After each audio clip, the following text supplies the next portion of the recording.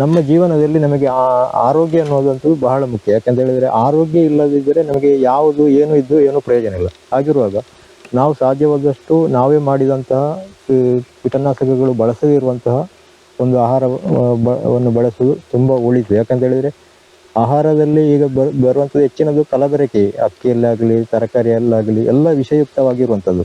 ಹಾಗೆ ನಾವೇ ಸ್ವತಃ ಮಾಡುವಾಗ ನಮಗೆ ಬೇಕಾದ ಆಹಾರವನ್ನು ನಾವೇ ಸ್ವತಃ ಮಾಡಿಕೊಳ್ಬೋದು. ಹಣ ನಮಗೆ ಎಷ್ಟಿದ್ರೂ ಸಹ ನಮಗೆ ಊಟಕ್ಕೆ ಅಕ್ಕಿ ಅಥವಾ ತರಕಾರಿಗಳು ಇಂಥದ್ದೇ ಆಗಬೇಕು.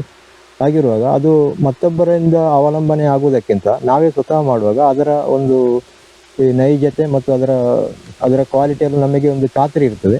ಮತ್ತು ಅದು ನಮ್ಮ ಆರೋಗ್ಯಕ್ಕೆ ತುಂಬ ಪೂರಕವಾಗಿರುವಂಥದ್ದು.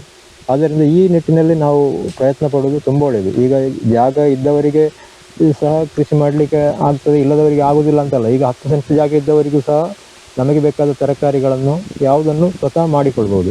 ಎಲ್ಲದಕ್ಕೂ ಮನಸ್ಸು ಎಂಬುದು ಬಹಳ ಮುಖ್ಯವಾಗಿರುತ್ತದೆ.